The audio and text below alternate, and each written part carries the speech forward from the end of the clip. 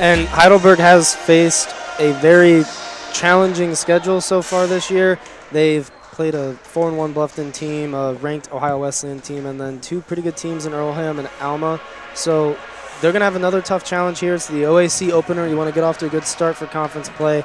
And, man, do they have a tough task, because Bree O'Connor, the senior from Capital, is having one heck of a year. 23 points per game, 5 rebounds, 13 assists as well, 3-level scorer. And Samari Perkins, down low at that forward position, 5'9", 17 points and 11 rebounds per game. So we're going to have what's hopefully a good contest, and Heidelberg's got to show up if they want to squeak out a victory. Last year's game was definitely a little bit of a surprise for Heidelberg, playing on the road at Muskie, and Muskie punched them in the mouth for 4 quarters, and Heidelberg had to come up with some heroics on special teams to end up pulling away with the victory. They had a lot of injuries last year heading into that game as well, and this year it's not necessarily injuries for Heidelberg, it's more so inconsistent play. They've had a game of Russian roulette at quarterback.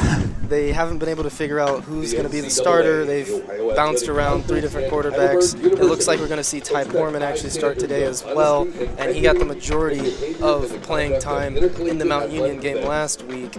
So for Heidelberg, the biggest key is going to be easing him into the offense, eventually opening up that playbook, and he's potentially got the most arm talent out of all 3 quarterbacks that we will have seen this season. For Heidelberg, just to get right, get yourself settled in, figure out some things defensively. The offense is going to be there tonight playing a struggling Kenyan team that gives up 77 points per game, opponent shooting 46%, so the opportunities are there for the Student Princes in this one.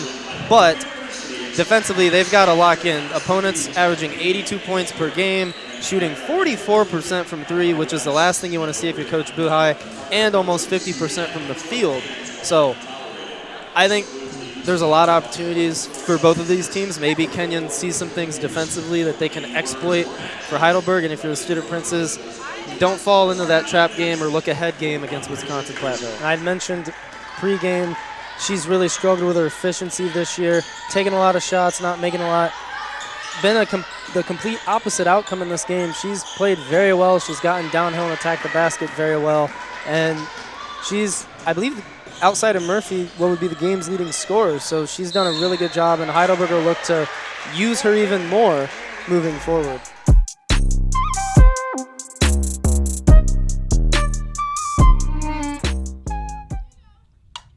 Stahlbaum rips this in the center field. Gone! A grand slam for Gabby Stahlbaum. Heidelberg in the lead. Had just mentioned the very last person Muskin would want to see in that situation. And Stahlbaum rips this one into deep center for a grand slam. Heidelberg now up 7-3. Saw a pitch she liked and immediately sent it out into center field. A first pitch fastball low and inside. That'll be a strike. Gives it to him again, but elevated inside. Clifton's going to launch that one out of here. No doubter right field for a home run. Hello and welcome to Cyberwing Gymnasium. I am Trayvon Hastings. With me is Connor Sukel, and we will be covering today's contest between the Heidelberg Student Princes and the Defiance College Lady Yellow Jackets. And a couple teams 0-1, however, could be pretty good contest, I think. Heidelberg coming off a 55-52 loss at home to Denison on Wednesday. And then Defiance College lost convincingly 101-44 against Ohio Wesleyan, a very good Ohio Wesleyan squad. So we should have a pretty good one here. We'll get you starters here shortly after the national anthem, which will get underway in about 10 seconds. This pitch by Thomas, sent into the outfield by Stahlbaum, and it's out! Another homer for Gabby Stahlbaum. Was unsure if that one was going to get out, but it carried to deep right center, and Stahlbaum with her second homer of the day, first in game 2. And she's got Heidelberg on the board, trailing 2-1. That home run also gives Stahlbaum the OAC lead in home runs at 9 this season. That is his third of the day, and Nick Vicker's gonna launch one. What a bat flip. Gone! To the scoreboard in right field.